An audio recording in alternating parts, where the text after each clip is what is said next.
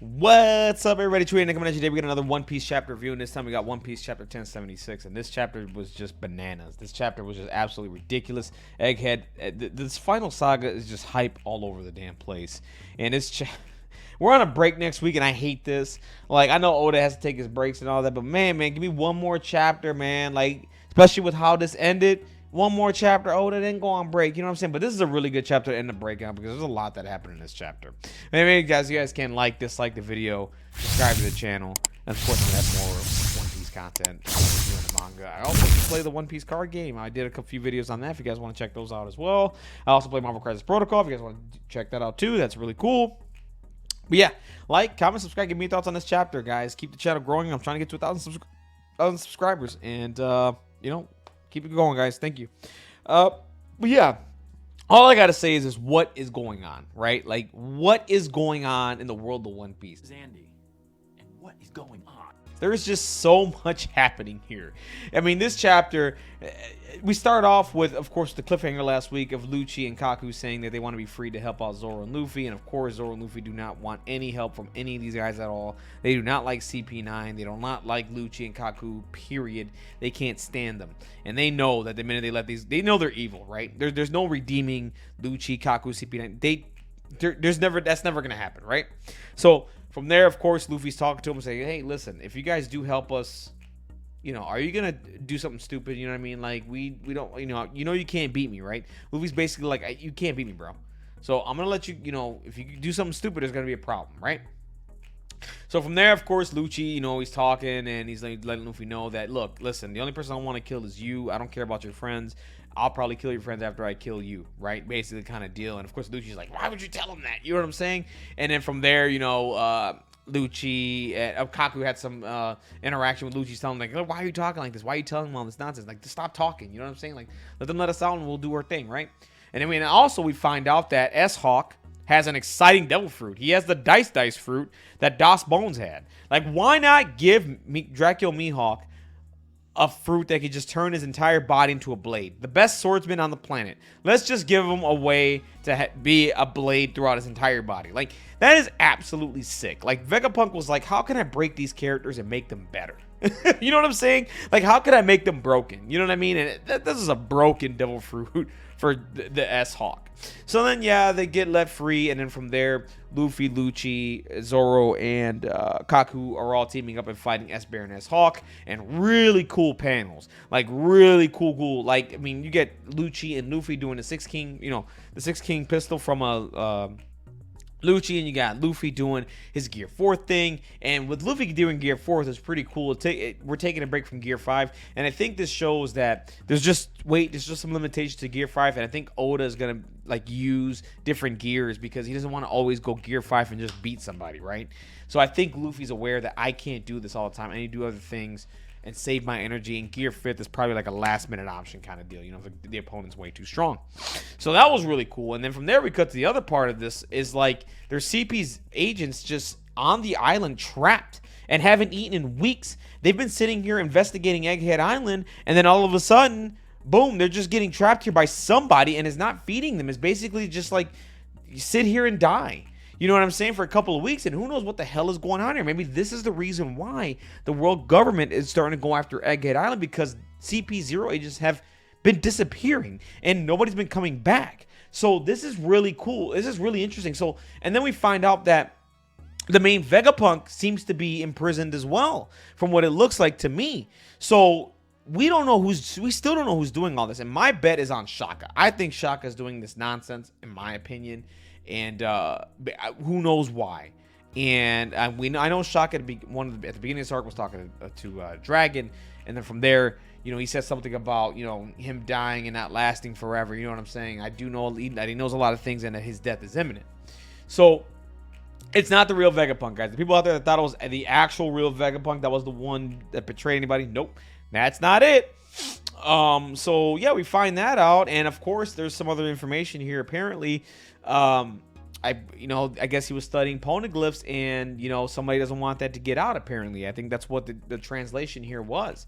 And I wouldn't want that to go out either, because if you study any of the poneglyphs or any of the previous history from the ancient kingdom and all that stuff, you're wiping out your entire country. The government doesn't want anybody to know anything about that kingdom and what they did 800 years ago. Nobody wants them to know, right? So you got to put a hush on it. So of course Vegapunk doesn't want that information to get out, and somebody else doesn't want that to go out either.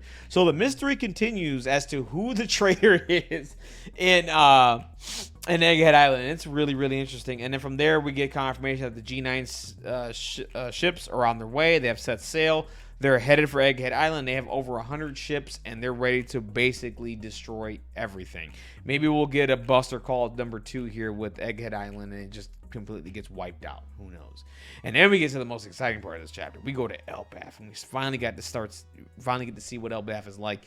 And of course, the man, the myth, the legend, the GOAT, Red Hair Shanks, is on the island drinking liquor. We all knew that Shanks is a protector of Elbaf. This is his territory, and of course we know Kid is on the way, and we knew these two were going to clash at some point. You know what I mean? We know Kid has an issue with Shanks, because he tried to go to war with Shanks before the time skip during the time skip, and then from there we all know Kid lost his arm, apparently facing Shanks. But we get some confirmation on that in this part of the chapter, because Shanks is drinking, and of course someone's reporting to him that that Kid's doing his thing, is coming towards the island and is attacking, and of course Shanks like, okay, I guess I'm gonna have to go deal with this kid. You know what I'm saying?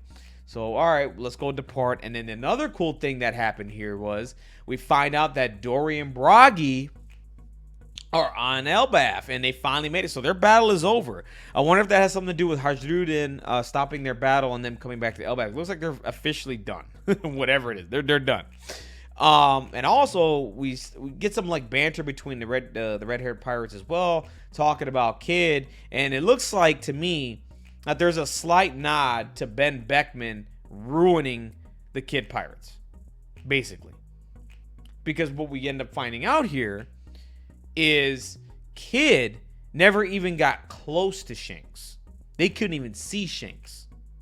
And the other thing is too that the other notice here, they call him Big Boss here in Elbaf as well too, which is pretty cool. Shout outs to Metal Gear Solid for that one. But yeah, we find out Kid and his crew never got to Shanks, and apparently his entire crew got their ass beat, and they didn't even get close. They got beat by the subordinates. Think about that. Shanks is the GOAT, and his crew just wiped out Kid and his crew, and Shanks didn't have to lift a finger. That's how godlike Shanks' crew is. It's absolutely insane. So it looks like to me that somebody else cut off Kid's arm, and it wasn't Shanks. So to me, I think that's something to do with Ben Beckman. Maybe Ben Beckman just shot it off, or something with hockey or whatever. That'd be sick. He just shoots off his arm, or just constantly just put bullets into his arm while he's on the ground until it comes off or something. That's really cool. And and then we just get to see a nice silhouette, nice picture of Shanks walking towards the island, walking towards where Kid is, and he's like, okay, go tell him, look, if he wants to fight, we'll fight, or he can decide to drop the road poneglyphs. Now, here's what's interesting. He knows, it looks like to me Shanks knew the entire time where the road poneglyphs were. Now, we all know how strong Shanks is, but why didn't he go out himself to go get these poneglyphs? I'm pretty sure he can deal with Kaido. I'm pretty sure he can deal with Big Mom. Maybe he just didn't want to put his crew through that stress, right, and get the poneglyphs a different way, just like how Blackbeard is right now. Maybe that's the case. Or maybe there's something that we're all missing here, and Shanks has his own agenda. We all know he has his own agenda, own plans, but we don't know if he's evil, good. We don't know, right? Did he have this whole thing planned out? He knew that Joy Boy was gonna beat Kaido and get the poneglyphs there, and then they was gonna get separated, because it seems like Blackbeard knew about that, and Blackbeard didn't go on to Big Mom's territory, Kaido's territory. Were Kaido and Big Mom such beasts for these two characters that they didn't want to waste their efforts and their energy to get these poneglyphs and let others do that, and they can pick up the pieces from there? If that's the case, that's freaking brilliant by Shanks and Blackbeard, by the way. Then these two are playing chess. Everybody else is playing checkers, is what I'm saying. And that's really just absolutely amazing. And of course, at the end of this chapter, we see Kid heading towards Elbaf and launching his attack. And, you know, we all know, you know, they recount, you know, basically like talking about what happened during the time skip when they faced Red Hair Shanks and, you know, losing the arm and all that. And from there, at the end of this chapter, we find out that, you know, they're ready to go to war, man. They're ready to have a battle. So right now, current events, this is what's happening. We got Law versus Blackbeard. We're apparently going to get Kid versus Shanks. Maybe we'll finally get to see what Shanks does.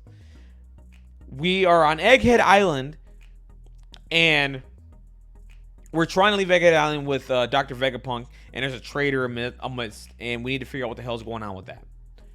Not just that, Garp is going after Blackbeard. We got a battle royal going on, and Oda was right. Like, who's gonna face who? Who's gonna beat who? This is a battle royal for the One Piece, for the end game, for the final treasure. And this is so hype, and I just cannot wait to read the next chapter, and I gotta wait 2 weeks to read it. Anyways, guys, if you guys can like, dislike, comment, subscribe, do all the things for me, and of course, I'm always gonna keep reviewing the One Piece chapter, my favorite story in history, and I love every second of it. And of course, subscribe, do all the things, guys, and have my channel grow. I'm trying to get to 1,000 subscribers. If you guys can do that for me, that'd be great. But yeah. Keep reading One Piece, guys. This chapter was absolutely amazing. It was a 10 out of 10. Anybody thinks this was less than 10 out of 10, I don't know what to tell you. Take care, guys. Have a wonderful day.